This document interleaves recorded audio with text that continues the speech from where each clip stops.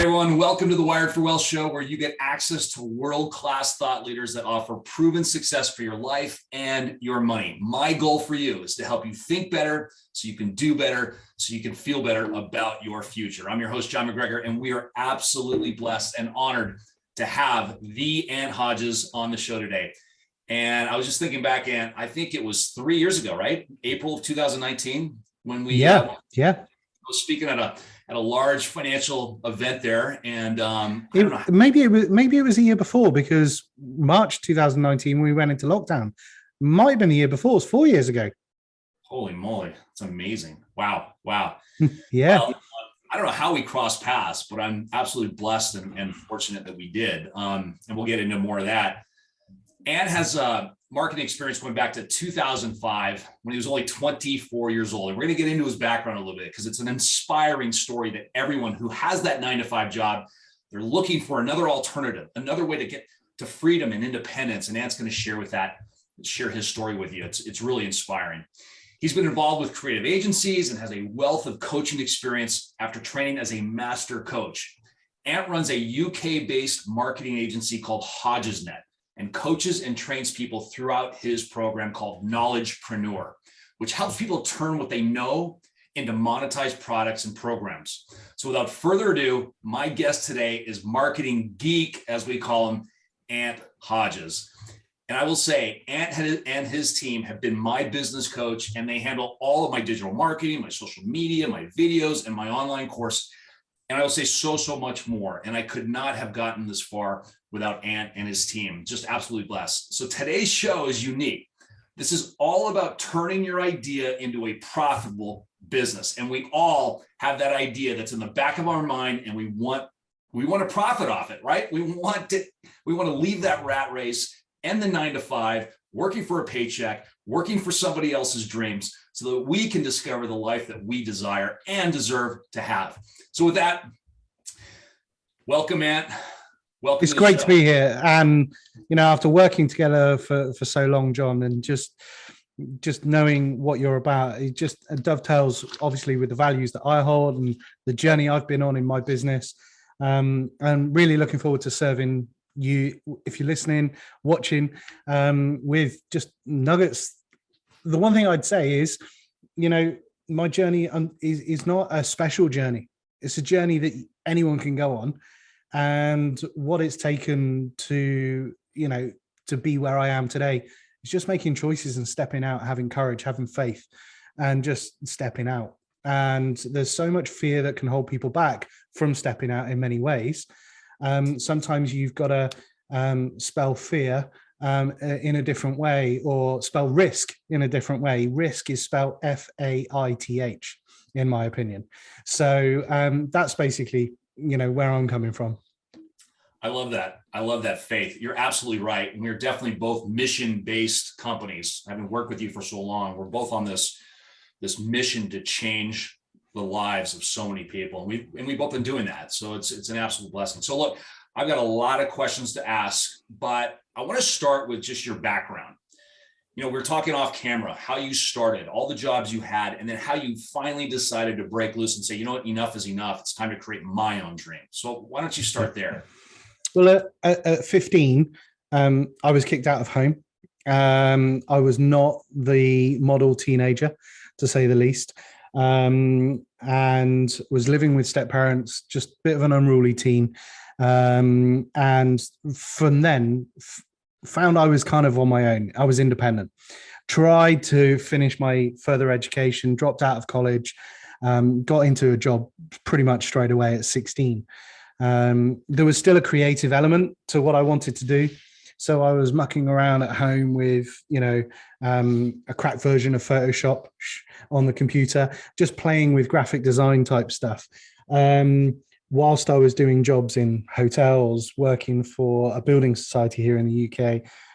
I was a trained bartender at TGI Fridays, throwing the bottles around, all of that kind of stuff. Even getting into lettings, which is like real estate over here. And just finding none of it was really ticking the box for me for my creative element. I was learning a lot about customer service. I was learning so much about how to deal with customers, how to understand customers' needs. how to try and position products for customers, which served me well, because then when I stepped into a graphic design role within a charity, I took them through an international rebrand across different continents. We raised the income that they were getting through different marketing campaigns, and I really got stuck into that world. That then led me in 2007 to leave and set up my own branding and advertising agency with a partner. And that was really my first step into self-employment. And the reason that I took the step from going from the job that gave me a secure paycheck to going into business for myself was because there was a thought process behind what I've been doing over the previous few years. I could do for so many more people, and I could make a difference to so many more other organizations or so many more people's lives rather than the one organization I was in. I could do that, and I could do it well, but I wanted to make a bigger impact. I wanted to make a bigger difference. And so that's the reason really for stepping into it. What happened in 2009 when we all had the global recession, when it all hit, was every company that we were working with had their marketing budgets slashed. So I had staff, offices, company cars within the business, everything. Overhead stupidly high. We were a successful, almost 7-figure business within 2 years.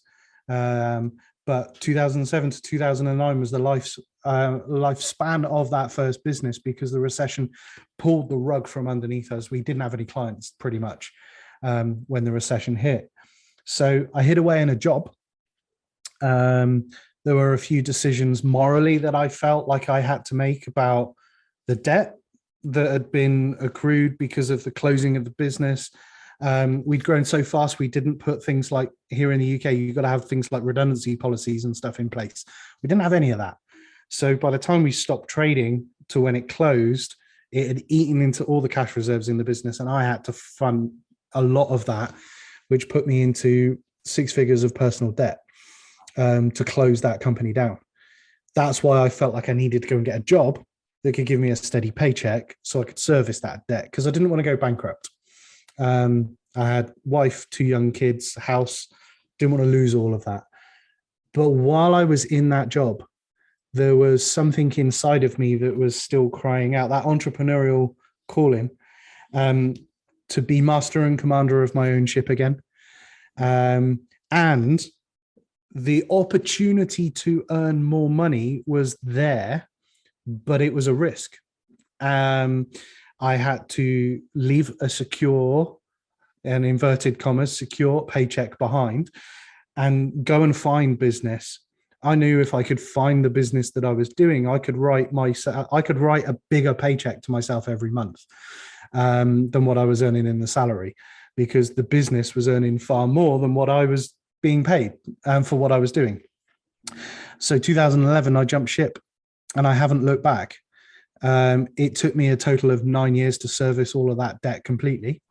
But I tell you, the release that I had, the ability to be able to build a business that I've got today with team, staff, again, employed, working with clients across the world, doing what we're doing and doing the things that we love. The prime objective for me starting again, and you ask my wife and my kids at the time, we want to have more fun. We want to have a better life. We don't just want to do a job, and we want the finances to be able to do that. And to be able to do that, I can create a business and systems and processes and team that enable all of that to happen, that will enable me to be able to do that. So that journey of entrepreneurialism, a big word, the highs, the lows, the successes, the failures, all give me more strategy and direction about what I'm doing moving forward. Because I know what went wrong last time, and I can almost do a post-mortem on why that business failed. And I did. And that's why I trained as a business coach up to master coach level, because I couldn't afford a business coach. So I trained as one. So I could learn what I needed to do And that's what's enabling me to make the decisions about the growth, the strategies, the development of the business that we've got today, and move it forward. That's where we are. And running a 7-figure agency is an amazing position to be in, because you've got the ability to influence other people's lives and businesses, to help them to make a difference in the way that they're feeling called to make a difference. I think every business has 2 outputs. It's to get the customer the result that they want, and to create the lifestyle. And I think far too many entrepreneurs and business owners are focused on creating the lifestyle for themselves first, rather than focusing on getting the customer the result. Because I think if you help the customer to get the result, the net effect is you'll get the return back, which is the lifestyle that you want. So focus on getting the customer the result first. Wow. That is an amazing story. So much to unpack there, Ant. First of all, I got to say, you probably couldn't have picked a more challenging time to start your own agency. Tell me about it. But having said that, now that you've gone through all that, you've probably learned more. You probably got a PhD now in entrepreneurship, right? I mean, you are now absolutely. So many of us are so afraid to talk about our mistakes, but I have not met a single successful person, including myself, that hasn't made a ton of mistakes along the way. Absolutely. I think so many people are afraid to take that step because they think they're going to make a mistake. It's like, no, that's how you learn. It's the overarching principle of my book. It's learning from people's successes is great, right? We do that. We read about these people, but learning from their mistakes, that's genius. That's where real learning happens. So as you were talking, all I could think about are so many people on the fence, fearful, they're scared, they don't want to take that leap, right? They're almost addicted to that paycheck, and they wonder, oh my gosh, I've got a great idea, but they have these beliefs, these harmful, self-sabotaging beliefs in their mind, constantly running in the background of their subconscious mind, or I like to say their unconscious mind, because it's going there unknowingly. It's like a computer program nonstop telling them it's too complicated. What if I fail? I'm not smart enough. I didn't have the education. I didn't grow up in an entrepreneurial environment. I don't have enough money. All those things that are just constantly running in the background, preventing people from really stepping out and achieving that life. I always say this, achieving the life they desire and deserve to have, because no one deserves to live a life of pain, fear, anxiety, stress. Yet 8 out of 10 people are. It's a really sad fact. And I mean, that's the mission that you and I are both on, to solve that. So when I say all that, how are you able to overcome all of those beliefs, those harmful beliefs that we all have, right? I mean, research tells us that 70% of our beliefs are self-sabotaging. How are you able to overcome those challenges and just leave them behind and just move forward? And let me ask the second part of that is, why do other people continue to struggle? I guess the question is, what's holding people back? Fear holds people back. Yeah. That's what holds people back. You went through those questions. I don't have the money. I don't have the education. I don't have the skills. Nobody knows who I am. All of those kind of questions. If I'd listened to probably what my head would have said to all of those types of questions, I probably wouldn't have even stepped out in the first place. Because I didn't come from that entrepreneurial background. I didn't have daddy giving me a trust fund that enables me to be able to do what I want to do. I didn't have the education because I'm a college dropout. Nobody knew who I was. I wasn't an author. I wasn't an influencer. If we talk about social media today and stuff, I don't have all the following. I didn't have any of that when I started. But what I did know is the reason I stepped into it, entrepreneurialism, and started my first business, was because I was making a difference to the company that I was already in. And I felt like I could make a difference to similar companies. So I wasn't coming at it from a perspective of, I've got an idea, I'm going to go into business cold. It was something I was already doing. It was knowledge I already had. And all I was doing was thinking and broadening my horizon and my mindset, really shifting my paradigm out of the box that was my employer to thinking there's an industry, there's a niche here, there's other people, there's other organizations that I can help in a similar way. So if I can do that for one or two others and replace my salary with income from those, it's not going to be a full-time job, because then I can work with other people to do it, and that's where it could scale. The second time I went into business, after that business failed, I hid away in that job. Incidentally, the agency that I was employed by had seen my first agency grow. And it was in the newspaper that the business had gone under, and we closed the business and so on. He read the article in the newspaper and picked up the phone and called me and said, "What went on?" I explained, and he went, "Okay, I just want to give you a job. Can you do the same thing to my agency?" I know that it was recession. And that's why I joined him, because it was actually what I did to help grow that business and how we impacted lives and businesses. He wanted the same thing. So that was that. But when I chose to leave to go again, I was still to the tune of about £67,000 UK pounds in debt. Wow. And still had a mortgage to pay, and still had 2 kids to feed and a wife, and the lifestyle that we wanted. So there was a need for me to have an income to pay the bills, plus to service the debt, which was added pressure. But if I'd listened to all of those reasons and the fears that held me back from stepping out, I would never have stepped out.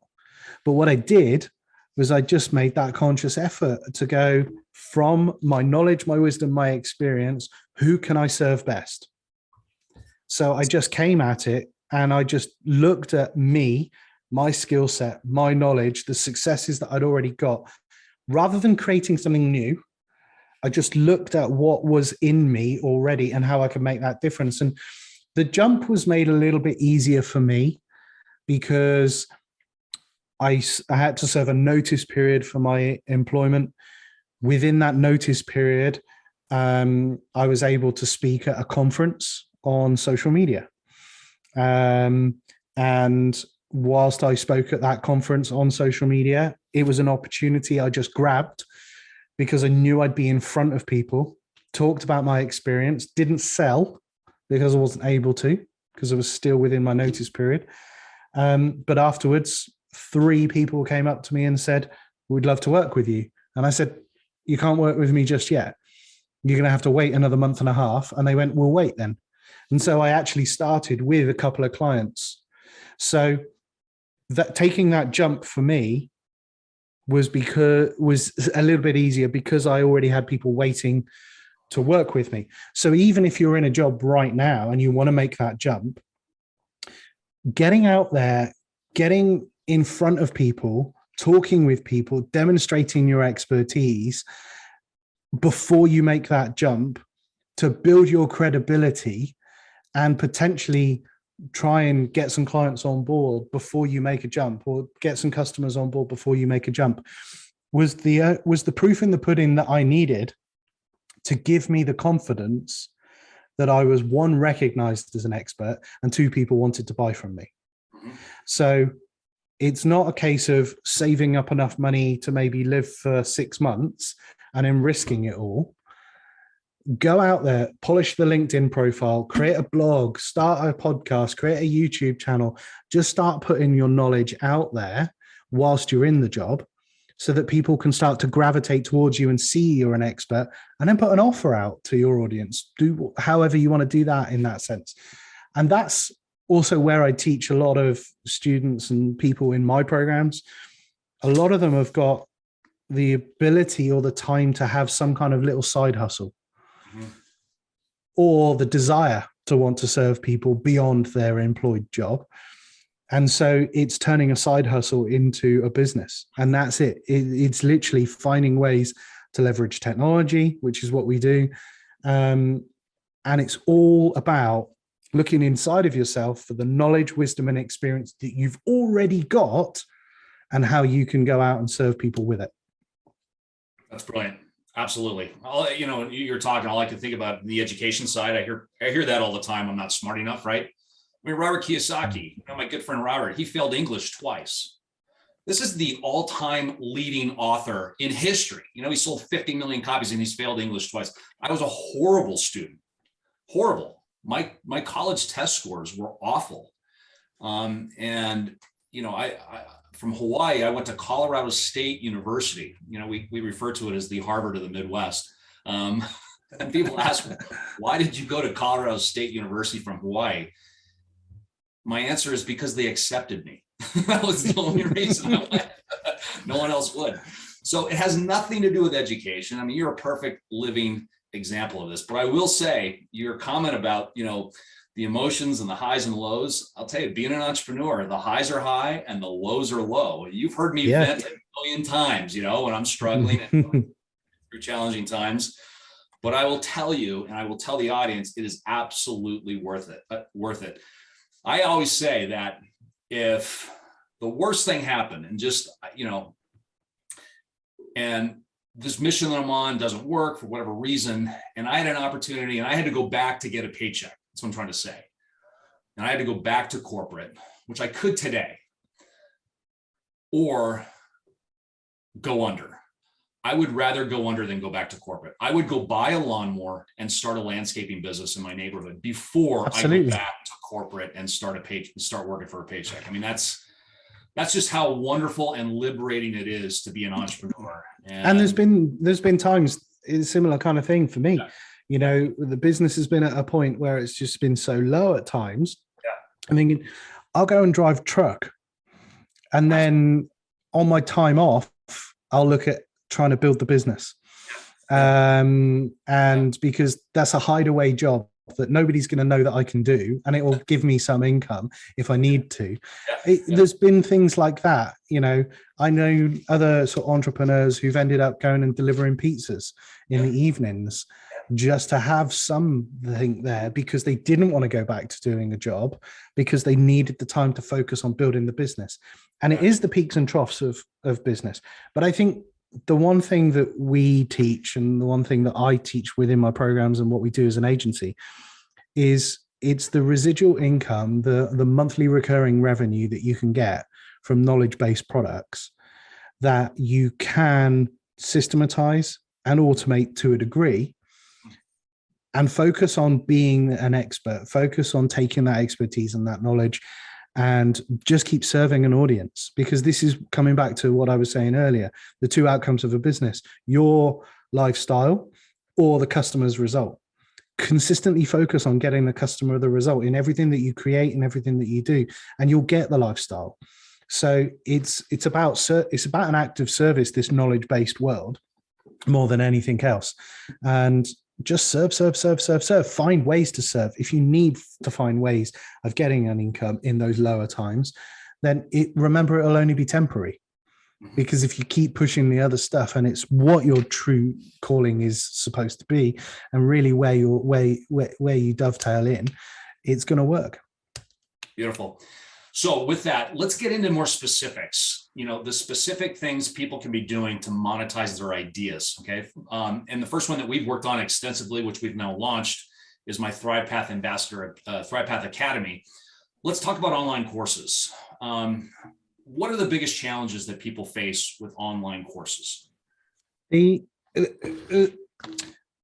Particularly over the last few years during the pandemic, everybody has flipped onto online. Lots of businesses have had to pivot. So you've got corporate consultants who would go in and do maybe workshops or training days that have needed to be able to pivot online.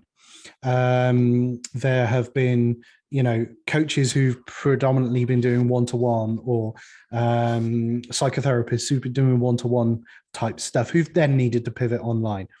So the last 2 years, 3 years, 2.5 years have probably been the best for our business ever. I know lots of businesses have suffered through COVID and through the pandemic, but it's been the best best time for us, because it is this shift to this knowledge economy that a lot of them have needed to make. How do you monetize your knowledge? Throughout it all, the challenges are all the same, but over the last couple of years, there've been more challenges.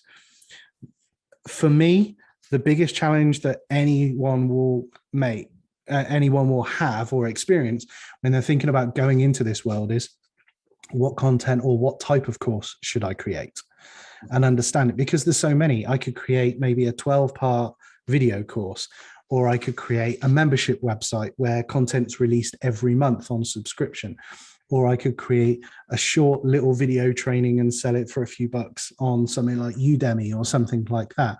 There's so many options around how you create digital-based, knowledge-based products. And I think for me, the first part will always be to potentially look at what you could create as a signature program. And the reason I say that is your customer or client or the target audience that you want to help will be stuck at a particular point. They'll have a frustration, or they'll have a number of frustrations that are keeping them stuck in whatever niche, whether it's personal fitness, whether it's relationships, whether it's dieting, whether it's finance, whether it's marketing, whatever it might be. There are frustrations that they have, but they don't want to live there. They have aspirations somewhere in the future that they want to achieve. So our job is to help them go from frustration all the way through to aspiration. Along that journey, there'll be a number of steps that they need to take. And so for me, the first part of solving the issue of what kind of content should I create, what kind of thing should I do, is just work out that journey that your customer needs to go on from frustration to aspiration. When you can work that journey out and map out a journey, you must then step into the notion of becoming a guide for that person to be able to go on that journey. You're the expert. This has all got to come from your knowledge, your wisdom, your experience, and you're going to guide them away from that pain that they've got all the way through to the pleasure that they'll have in the future. So it's getting really clear and being really succinct on the journey you want your customer to take. That's the first thing that you've got to do. Then we'll address the answer of, should it be an online course? Should it be a membership? So on and so forth, based on how your potential customer is going to consume that information. Do they want to sit down and do it all in one go? Do they want it? Is there just too much information so that if you give it to them all in one go, there'll be a sense of overwhelm, that actually drip feeding it over weeks or months, maybe with some access to you on some live calls, is a great strategy. It all depends on the complexity of that customer journey.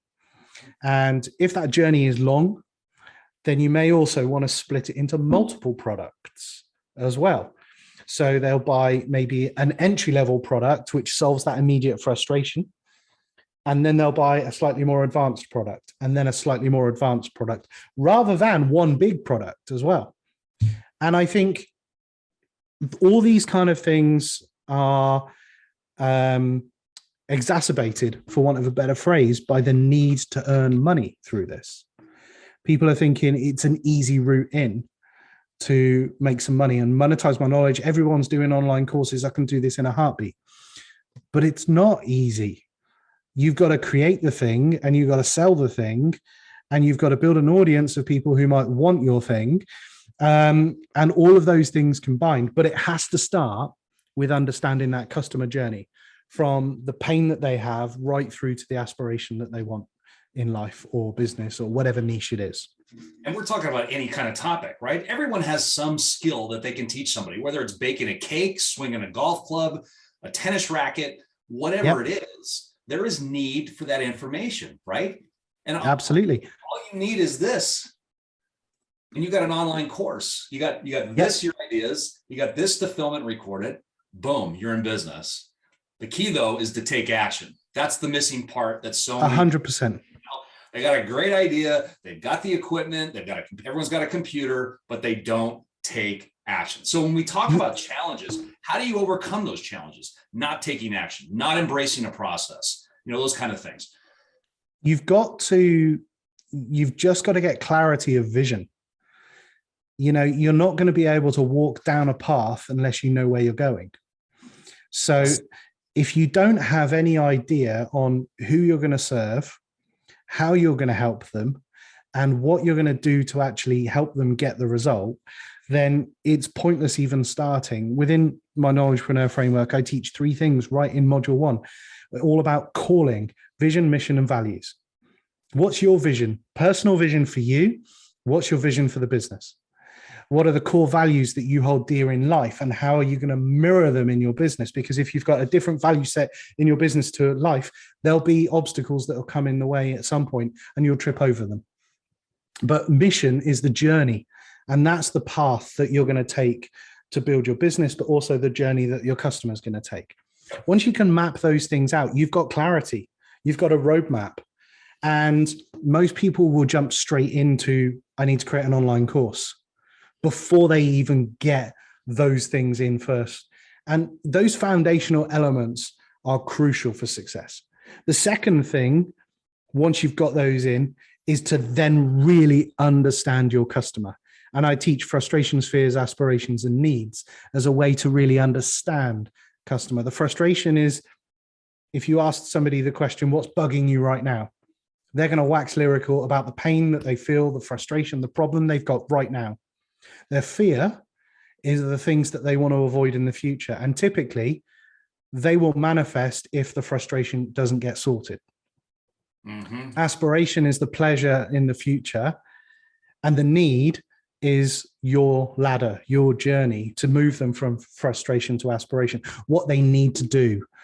And that should be a stepped process. Once you have clarity over yourself, your business, and your customer, you can then start creating.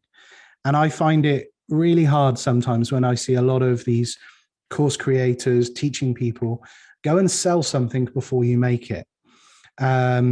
Because I think they fall short of understanding those foundational elements that they need to put in place first. Because if you're an expert at something, stay in that mode of expertise and be the expert. And if you can really serve your customer, then you know what you need to create because you understand their fears, their frustrations, their aspirations. You don't have to go and research a market and find all of that if you know it already.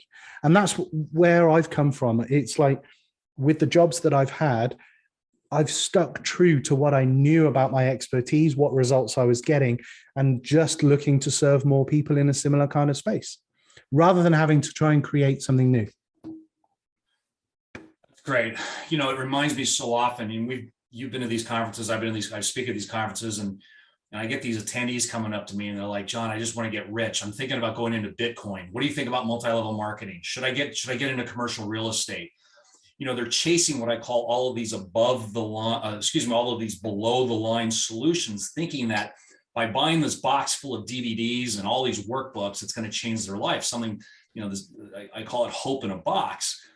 Until someone has clarity on their vision, their mission, and their values, none of those solutions are going to work, or they're going to be very, very difficult. But the problem is too many people are just so focused on getting rich and making money. And if that's the ultimate goal, none of it's going to work. And you're just going to be frustrated. I blame Bezos. I blame Jeff Bezos. It's the Amazon Prime generation that we live in. We want it instantly and we want it now. And maybe it's a bit harsh to blame him for society, but for the fundamental principles that you and I both learned back in the day of doing all of that hard work, that prep work before you step into something. You know, if you fail to prepare to fail. And I think for me, you've got to do that work before you step into anything. Don't expect to find the magic silver bullet or, you know, that push button solution by jumping onto somebody's webinar or sitting in the audience of a room and buying a product from stage. Every product that you will buy, every training that you'll buy, every opportunity is going to require you to put hard graft in. And I think far too many people expect success just to be handed to them on a silver platter. I think a lot of it also has to do with how they will want to mimic other people's success. And they don't understand the hard graft that they've gone through to get to that place. I speak to so many coaches who will turn around and say, their ultimate goal is to have a business like Tony Robbins. But when I say, okay, so you're going to start by getting on the radio. Are you going to start by just getting your message out there? You're going to be blinkered in your ability to get your message out there, because that's how he started. And then he created information products, cassettes back in the day. And then he started running small events. Yes, if you want a business like Tony Robbins and you want to attract 20, 30,000 people into a venue and more, you've got to put the graft in to be able to get there.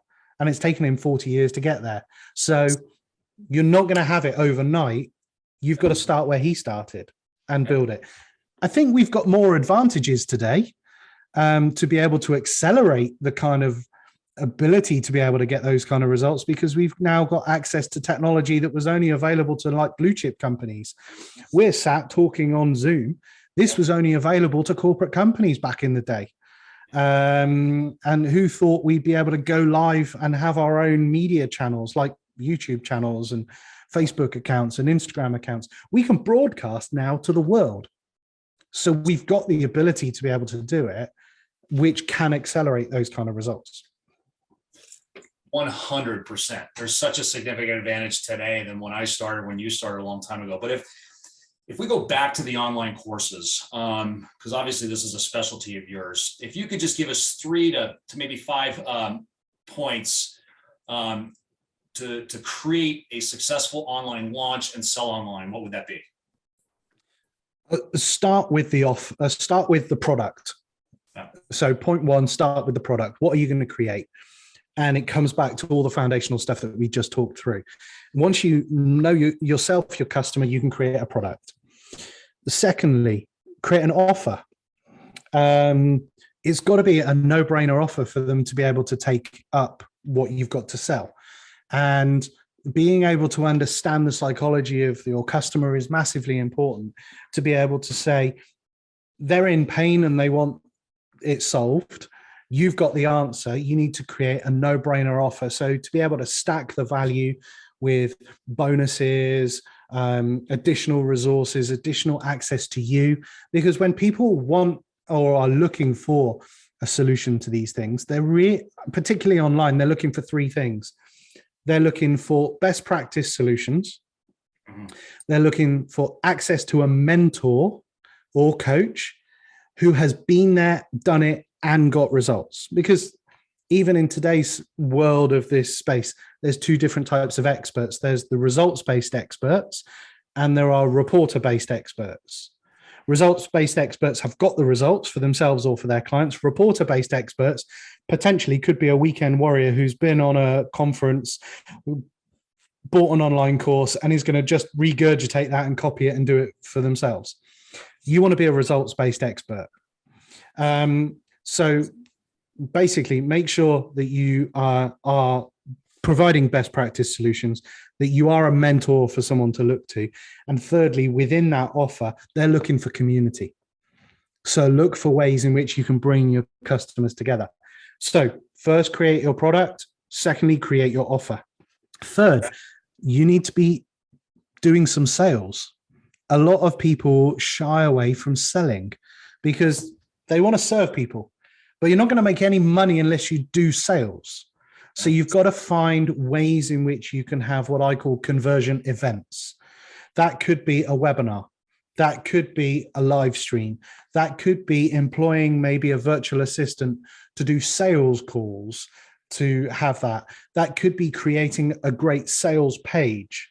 But you've got to clarify what the conversion event is going to be from them sticking their hand up and saying, I'm interested, to actually parting with their money. So it's product, offer, conversion event or sales event.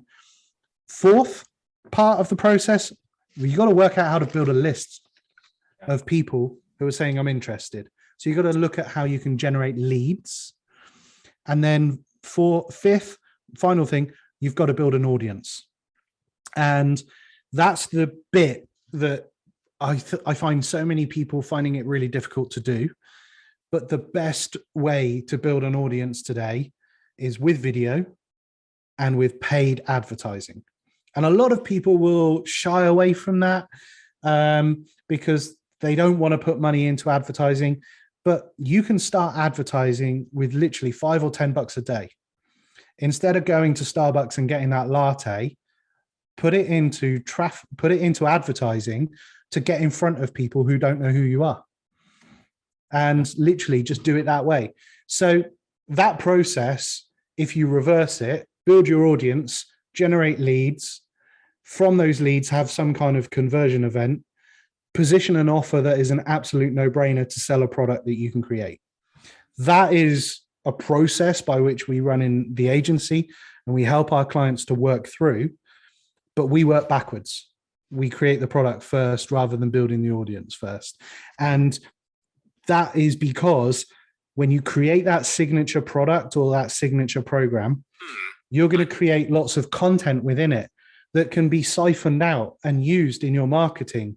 Maybe there's a module in your product or your program that you could take some of the content and repurpose it, record it in a different way, or maybe write it as a book, which becomes another product in your product suite. So you don't just have one thing to sell, you have multiple things to sell. And this is where the successful companies like Apple have really excelled, when they've created a suite of products that all dovetail together and work well together.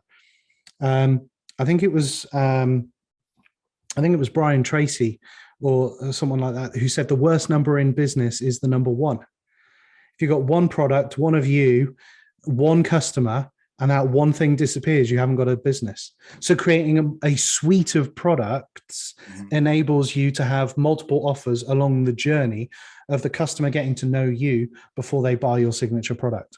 Yeah. Yeah. I think with me, I didn't have an audience. I didn't have a list. I mean, I basically started from scratch when I left the corporate world.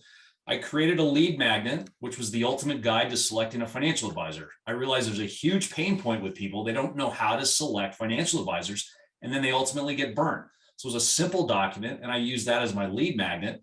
And then I went on podcasts, or I wrote blogs mentioning this lead magnet. And that was what, this is one little thing. And that's what started building my list. And so it's not overly complicated, and it's not expensive. I didn't spend any money on that lead magnet at all. It was just my knowledge from being in the industry.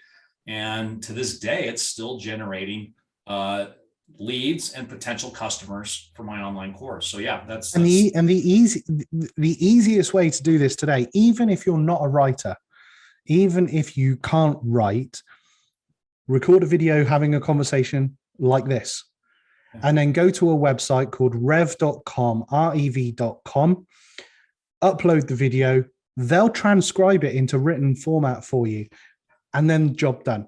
You've got to edit it, maybe send it to a proofreader, but you can find those people to just help you on that journey. And I don't think anybody can turn around and say, well, I'm a self-made man or woman today, because there's going to be so many people around you that have helped you get you there. But you've got to make these decisions to step out. You've got to make the decision to record the video in the first place.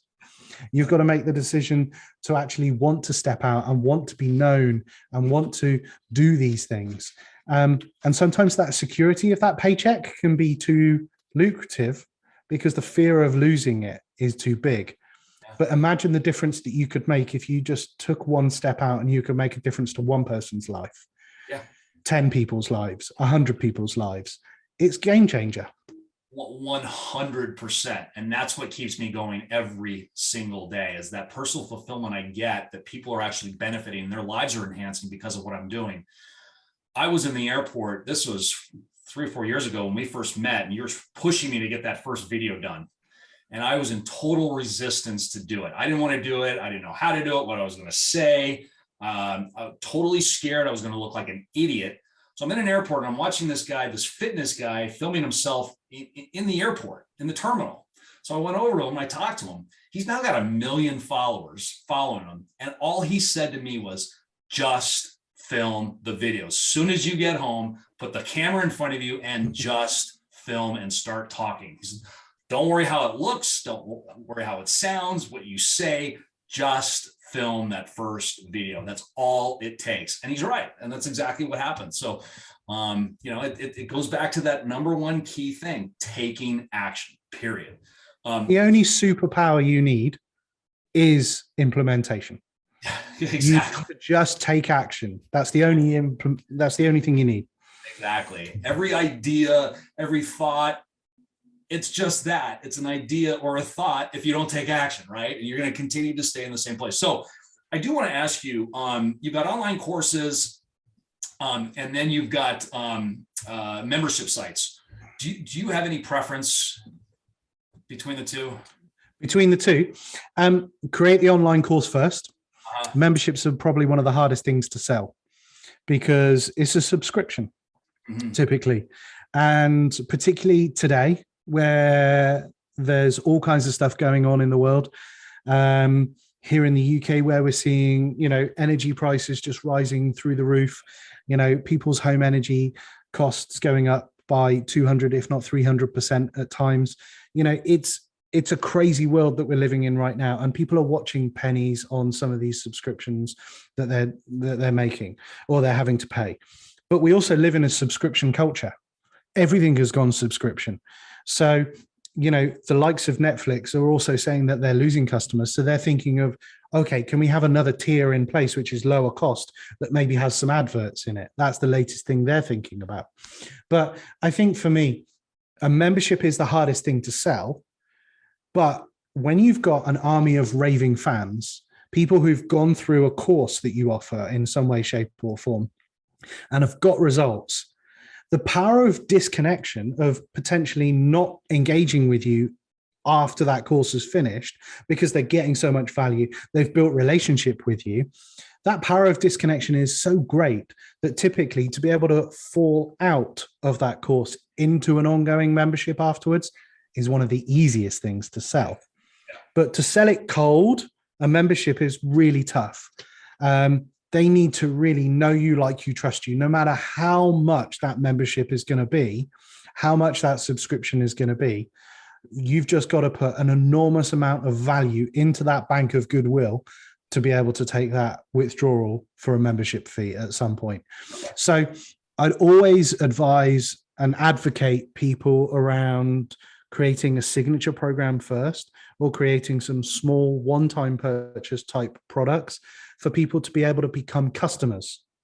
Because that psychology, once somebody's handed you over $1, the relationship is different to when they haven't handed you over any money, because they need to bridge that barrier of trust to hand you even $1. And once they've crossed it, they're there. As long as you're delivering value, as long as you can keep making a difference, as long as you can help keep getting them results, they'll keep buying from you.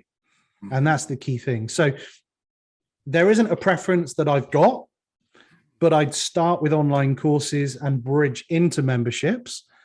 But I'd look to bridge into memberships to help create that monthly recurring income, MRR, monthly recurring revenue, that can literally just be the bread and butter. And as it starts to build, no matter how much your membership is, even if you've got a membership that's maybe $10 a month, once you've got 100 people in there, that's 1,000. Once you've got 1,000 people in there, that's 10,000 a month that you're generating. So it's a no-brainer to have a membership as part of your product suite, but focus on it later down the line, I would. Yeah. Make money while you sleep, right? That's the goal here. And it's a reality. It's a reality, absolutely. So that was hugely valuable. Thank you. The one thing people might be thinking as they're watching this video and listening to you, Ant, is, wow, this just sounds really expensive and I just can't afford it right now. Can you talk about that side of it and why I believe that's just somebody's fear that's trickling into their brain, and really it's a crutch or an excuse for them not to take the next step? Any business is going to require some level of financial investment. Don't expect to be able to go out into business without putting some level of financial investment in. But that financial investment can be really small.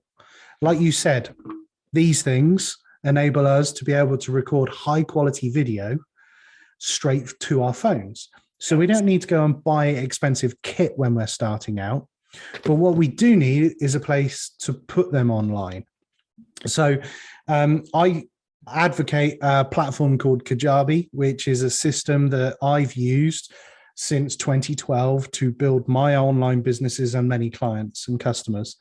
And for around $150 a month, it gives you a complete business solution.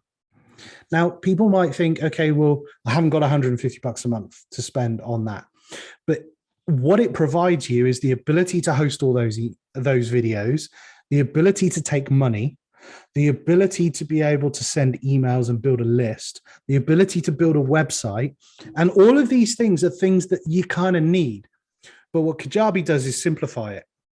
I remember back in the day, I would have my website, my email system, my CRM, my checkout. I was spending hundreds and hundreds and hundreds of dollars per month.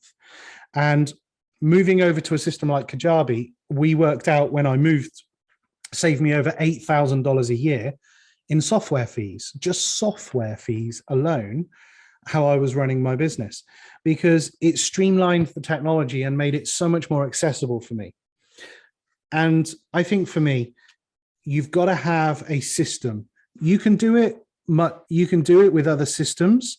What I find is that some of those will take transaction fees. So you might sell your online course, but they'll take 5% cut as well of it. So they're going to benefit from you selling. Whereas someone like Kajabi doesn't take a cut of your sales. It's just 100% to you minus the card processing fee or something like that. But I think for me, once you start in this business and you can start making a little bit of income, reinvest. I speak to a lot of people who say, I don't have any money to spend on advertising. And I'm like, okay, I'm after $10 a day. That's $300 a month to spend on advertising. I bet you if I looked at your personal spending, I could find that, because there's stuff that you're spending today that you don't need to spend. And that is one way I help people realize there is a way that they can invest in their business rather than wasting money on some of the stuff that they're already spending on today. And it's about shifting priorities in our own mindset. It's about shifting the priority of what we want to spend our money on. Do we want to spend money on this that's not making us an income, or do we want to spend money on something else that could generate us an income? As you know, I'm in personal finance for 27 years, working with thousands of people of all walks of life and all wealth and income ranges. 9 out of 10, if not 10 out of 10 people can find $150 that they are wasting every single month. And you just nailed it on the head. It's priority. It just comes down to priority. Is achieving the financial life you dream about a priority or not? That's what it really boils down to. And if it is a priority, you're going to make it happen. You're going to take action. So spot on there. So we're wrapping up, Ant, and I just wanted to kind of leave the audience with sort of next steps. If you were in their shoes, they're in the 9 to 5, they've got an idea, or they've got an expertise, whether that's cooking, golfing, whatever it is, playing the guitar, or they have some knowledge, right? What would you do? What's the first step you would tell somebody to do? I would say sit down and think about what your life was like maybe 5 or 10 years ago, when you didn't have the knowledge that you have now. Think about a problem that you had 5 or 10 years ago that you don't have today. And think about how you overcame that. Think about what you needed to learn. Think about all the actions that you took to get you to where you are today. So let's take an example of maybe playing the guitar. You might play the guitar extremely well, but there was a time you didn't know how to play the guitar. What were the first steps that you took to start playing the guitar? You maybe bought a guitar, you learned some basic chord patterns, you learned some scales, you learned to play some songs. That is a process that you could take somebody else on. That's a journey you could take somebody else on. And if you play the guitar, I've just mapped out a guitar training course for you in 10 seconds. Right. And it's like that with anything. Playing golf, there was a time you didn't know how to play golf. But what was the process that you took to be able to pick up a driver and be able to drive 200 yards. What was that process like? If you can map out that journey, and that's what I was talking about earlier, you're going to map out a journey from a customer who is in a position of frustration and they want to get to aspiration. I don't know how to play the guitar. I want to be a lead guitarist. I don't know how to play golf. I want to be able to play amateur competitions. I don't know how to bake a cake. I want to make wedding cakes for people. Yeah. That process, no matter what niche it is, whether it's business, whether it's any of those niches that I've just mentioned, it's working out the steps that you took to be able to get to where you are, mapping it out. That's the first step. Then it's getting brave and sticking a camera, even on a basic little tabletop tripod like this, your phone as a camera, and start recording video content to be able to help people move from one step to the next on that journey. Yeah. Brilliant, brilliant. That's all it takes, folks. It's that simple as Ant just laid out. You've got the tools, you've got a video studio already if you've got a smartphone, right? And you're ready to go and you've got an idea. In fact, I was seeing a series of Facebook ads for a guy teaching a course on how to do the splits. How to do the splits. I mean, I don't know what you've been looking at online to start seeing adverts about doing the splits.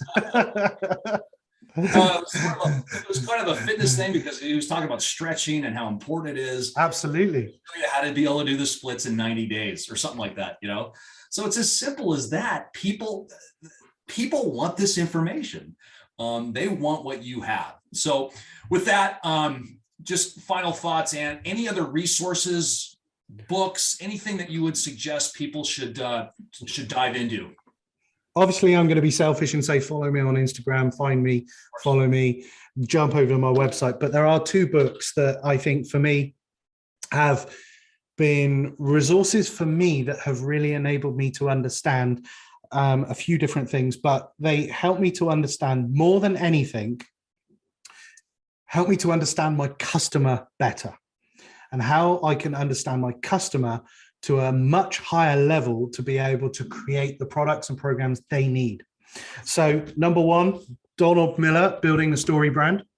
Read it, digest it, get the audio book as well, and just look at it. Helps you to understand the journey you can take someone on as an expert guide from where they are to where they want to be. The second book, Jeff Walker, Launch.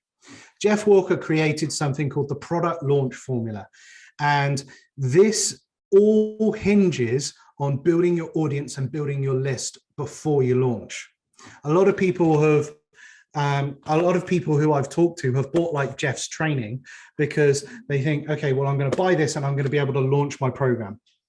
The crux of what Jeff teaches is about that journey of understanding your customer, building your audience and building your list in order to be able to provide them the answers to what their problems are. Those two books are the best places to start if you want books. Both of them, I think, are audio books as well. But, you know, I think for me, the first step on the journey is to find the resources to help you to understand your target customer and start digging into the pains that they have right now and understanding their aspirations. Yep, absolutely. And I'm so glad you brought up Storybrand by Dorit and Don Miller. Anyone who comes up to me and says, look, I want a new life, I want to get out of the 9-to-5, that is the number one thing I tell them to do, is to read that book. It is a game changer. I devoured that book, and now I use that formula for virtually everything I do, from my courses to my blogs to my new books. Everything is based on that Storybrand formula. It is a real eye-opener. So as we wrap up, Ant, how do people find you and how do they connect with you? Social media, website? Just go over to Instagram at Ant Hodges. That's me. AntHodges.com. There's a couple of links there that you can connect to my agency, my Instagram, and obviously touch base if there's something I can help you out with personally. There's a way in which we might be able to work together. AntHodges.com. Find me on Instagram. Message me. I'm there. Always happy to help. And this has been a gold mine of information. Seriously, it's anyone following this, that wants to change their life. The information you shared is absolutely incredible. I am living proof for it. So I would highly, highly encourage to check out Ant and what he's doing, social media, go to his website, connect with him, because he and his team can completely change your life. So with that, don't forget to ring that bell below, hit subscribe, because you don't want to miss further episodes, because I am bringing world-class experts to help you change your life, not only your financial life, but your entire life as well. So you don't want to miss any future episodes. Leave a comment. Would love to hear from you. Love to hear ideas that you're looking for. It helps us create content, identify guest speakers, and so forth. And lastly, we talked about that vision, the mission, and Ant talks about values. I talk about goals, vision, mission, and goals. I've got a download on my website that you can download immediately called the Thrive Path Storyboard. And this will help you really ascertain and really dig deep on what your true vision in life is. Because if you haven't done that, if you don't do that, you're just going to wander aimlessly. It'll take you through your vision in life. It'll take you, what's your true purpose and your mission in life, and then it'll map out the specific goals you need in order to accomplish your vision and your mission. So it's a free download. You can get on my website. And just remember this, I'm going to wrap with this. You have the greatest power, and that's the power of choice. Your financial life, your life is not a matter of chance. It's a matter of choice. It's your choice. And it's not something to wait for and expect it's going to happen. It's something for you to go out and get.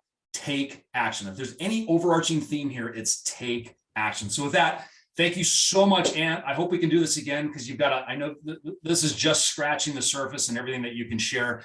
And we'll see you again very soon. Thank you so much, Ant, for your time. Really appreciate it. No problems. Take care. Take care.